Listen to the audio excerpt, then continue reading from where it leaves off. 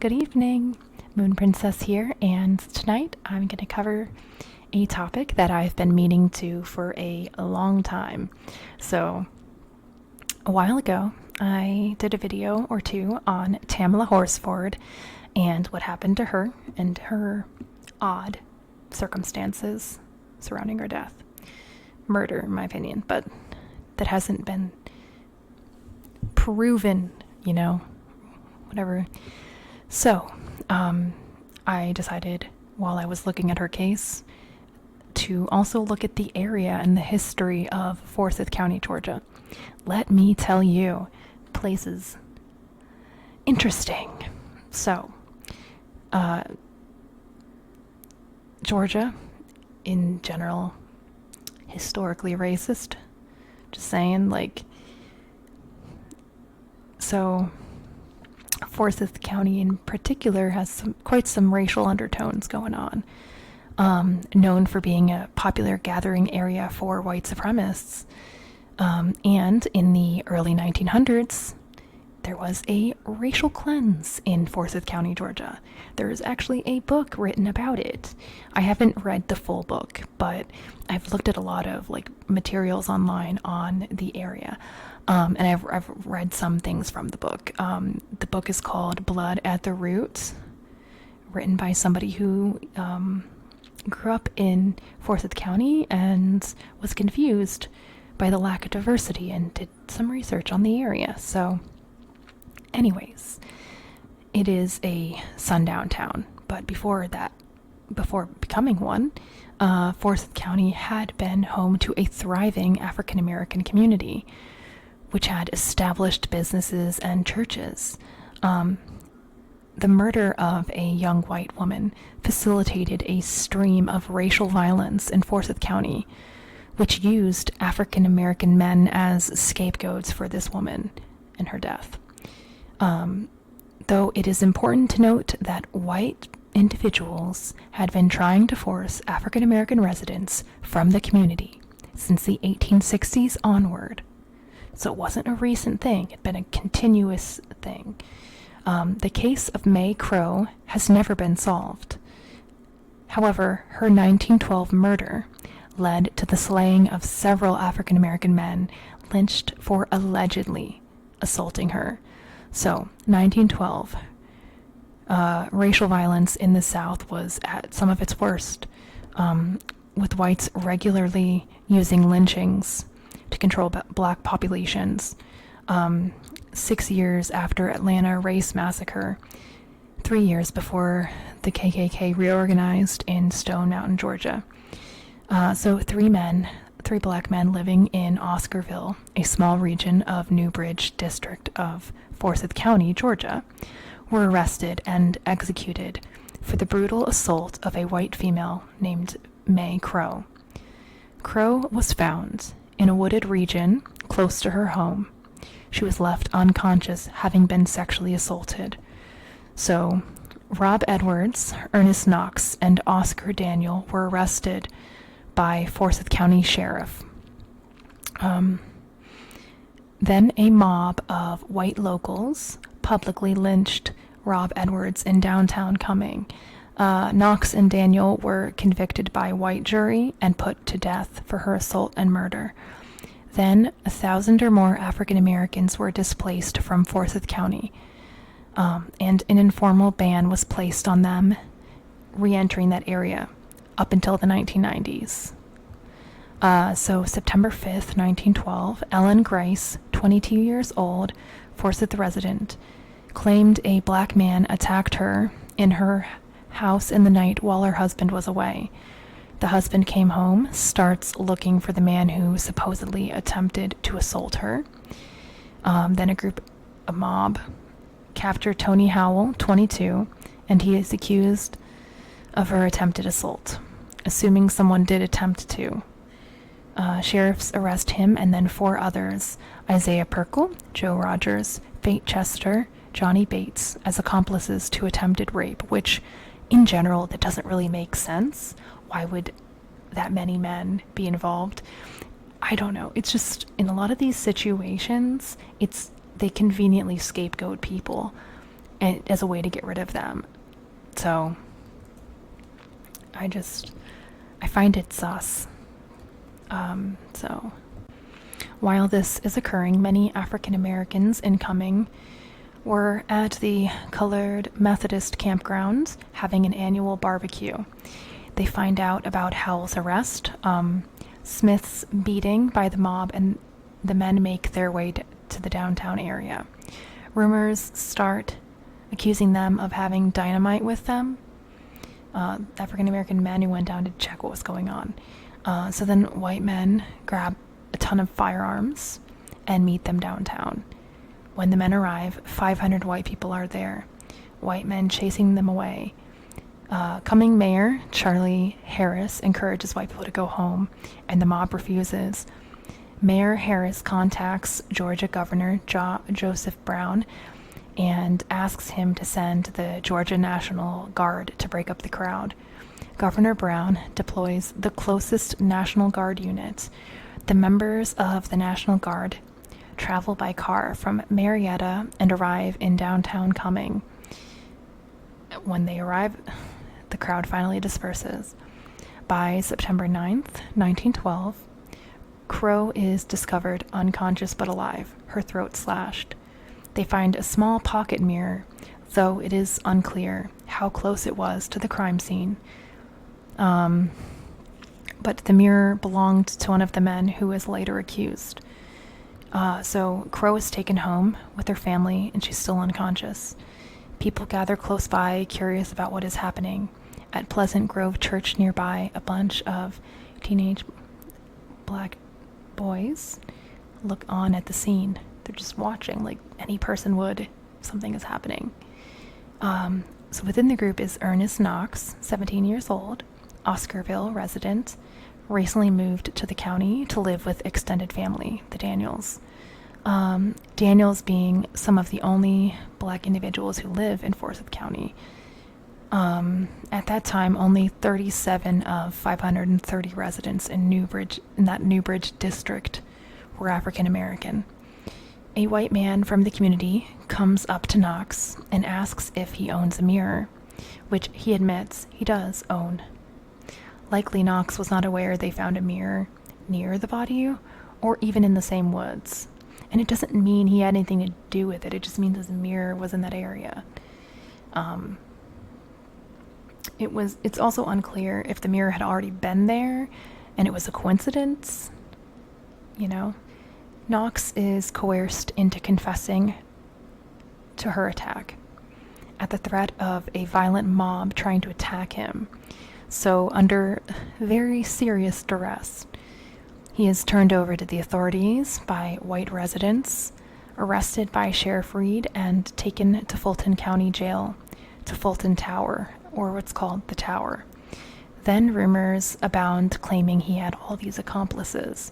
The following day or morning, September 10th, 1912, Rob Edwards, 24, is imprisoned in the county by white men before being turned over to Reed, arrested as an accomplice.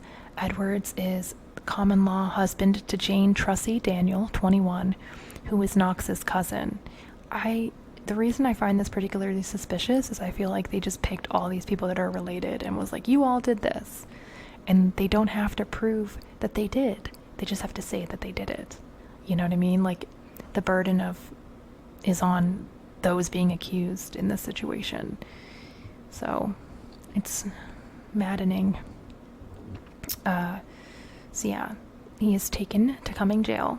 It just seems very targeted and deliberate. His arrest spreads, and 2,000 white men swarm the jail out for blood. They break in and bring him outside. They lynch him, hanging him from a telephone pole in downtown Cumming, shooting his lifeless body and puncturing it all over with bullets. 3 more black residents of Oscarville are arrested in connection to this assault, which again doesn't make sense. Jane Daniel, Oscar Daniel, Jane's 17-year-old brother, Ed Collins, 27-year-old neighbor, arrested and taken to the Tower. Literally picked whoever was convenient and happened to be black. Following Edward's lynching, white residents of Forsyth terrorize black families. Mobs of vigilantes threaten in various ways. Threats and arson, trying to force them out of the county. White mobs burned black churches, leaving them notices to leave. Their homes were raided and buildings damaged from shooting of weapons. Black families were forced to flee to save their lives, having to leave things behind to the point where people had to literally leave their loved ones' dead bodies, like graves, and they're still trying to get those bodies back. Like that, I watched a documentary on this, and they talk about that in the documentary. It's really interesting because I've never heard, like I never learned about this in school or anything, you know? It's like, this seems pretty pertinent information. So, yeah, like I said, remains of loved ones, most of their belongings, their homes, their land, all taken by white people in Forsyth County. Reparations still have yet to be made, and they never got the land back that they owned. Like, there's white people that own that land that it never belonged to them in the first place. They stole it. So that's something that like enrages me to think about. They had to abandon their property or sell it at a loss. On September 23rd, 1912, Mae Crow dies as a result of her attack. She never regained consciousness following the attack, so we will never know who actually did what. And it's likely that none of those men had anything to do with the attack. She never implicates anyone. So following her death, Jane and Oscar Daniel, Knox and Collins are charged with murder and sexual assault. October 2nd, 1912, they leave the Tower for Cummings for their trial on October 3rd, 1912. They're escorted by Georgia National Guard. Judge Newton Morris resides, Superior Court of Blue Ridge Circuit. Attorneys are appointed and refuse to represent the men accused. So they have no representation. And, you know, it's just awful. Just unacceptable. So, from October 3rd to the 4th, 1912, they have a trial. Prosecutors offer the narrative that Knox, Oscar Daniels, and Edwards attacked and assaulted Mae Crow, while Jane Daniel held a lantern borrowed from Ed Collins. Collins and Jane Daniels corroborated this story through their witness testimony. Knox and Oscar Daniel have separate trials. Oscar Daniel maintains his innocence throughout his trial. Nevertheless, all white juries convict Knox and Oscar Daniel of the sexual assault and murder. Judge Morris sentences the two men to execution by hanging. Judge Morris also plans to have a trial for Tony Howell for the attempted sexual assault on Ellen Grice that I mentioned earlier, but no witnesses show up. The Georgia National Guard transports Knox, Oscar Daniel, and Howell back to Fulton Tower. Judge Morris sets an execution date for October 25th, 1912, for Knox and Oscar Daniels. He also orders that the hangings be private and only be witnessed by relatives and relevant law officers. That doesn't happen, by the way. October 24th, 1912. Leading up to the hanging, Dr. Ansel Strickland offers his land as an arena for the hanging, despite the orders of Judge Morris. Sheriff Reed has gallows erected for the hanging in Dr. Strickland's large open field, while Sheriff Reed oversees building a 15-foot high privacy fence. A mob goes to the site at night and tears down and burns the fence in a bonfire. The mob does this without interference from Dr. Strickland or Sheriff Reed.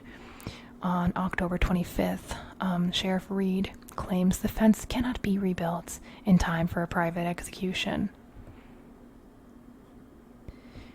Can't or won't. Thousands pour into the open field to gawk at Ernest, Knox, and Oscar Daniels and watch their execution. So, by the end of 1912, white Forsyth County residents had forced most of the African American individuals who lived in the county to leave and to migrate to nearby counties to seek safety. According to Patrick Phillips, the author of Blood at the Root, the only young black men living in that part of the country were accused of the crime. He goes on to say a man who named Rob Edwards was lynched almost immediately on the town square, and this turned out to be a lynching that most of the community participated in. Thousands of people showed up to watch the lynching and joined in and fired bullets into the corpse. The county also lynched Oscar Daniel and Ernest Knox, both teenage boys. After that, white vigilantes drove every black person out of the county and enforced its borders as white only well into the 1980s. One of the African American men accused and murdered was so small they had to design a smaller noose to hang him. Heaven forbid blood gets on the crowd or his head is decapitated from the killing. Descendants of Crow living today do not believe any of these men were likely responsible. No shit. Thanks to these dipshit terrorists, they will likely never know who actually killed Crow, and they committed abhorrent acts of terrorism towards their fellow men. Her murder remains unsolved. It gets better. Again, in 1912, the black community, many of which were landowners, were forced from their homes, their churches and businesses set ablaze by a mob of white supremacists all too eager to destroy their community. According to Patrick Phillips, eventually the entire black population of Forsyth County was driven out. Prior to 1912, Forsyth County had 1,098 African American residents forced from their homes by threat of violence and terrorists, transforming their homes into a dangerous sundown town.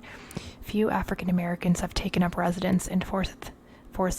Some made their way in the late 1990s, and in 2010 still made up a smaller percentage of the population than they had in 1910. Patrick Phillips describes Forsyth as being kind of haunted place, which to me is sort of an understatement, given this information. So in 1987, there was a Brotherhood March, civil rights march to challenge the white communities and their white-only thing going on there. National attention was drawn to Forsyth due to this march. During Martin Luther King national holiday, white social activists gathered to publicly protest the Forsyth County segregation, seeking to end the intimidation and fear the white supremacist reign has instilled in Forsyth County. It's still there. The march enraged whites in the community who brought death threats to those organizing the march. The march was taken up by Hosea Williams. I'm sorry, I can't say names. I hope that's correct. The right-hand man of Martin Luther King.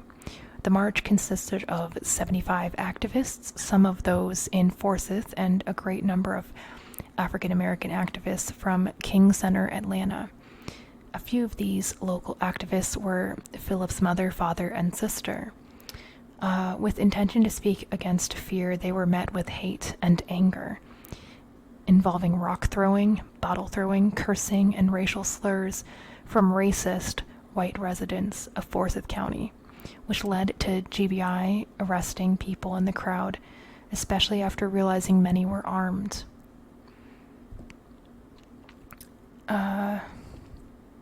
And it escalated into this violent scene that was really ugly, and then broadcasted all over the country. I also wanted to mention that in 1901, white residents of Pierce City, Missouri, lynched 3 black men and banished 300 black residents. So it's like, and there's other places where the same thing was happening.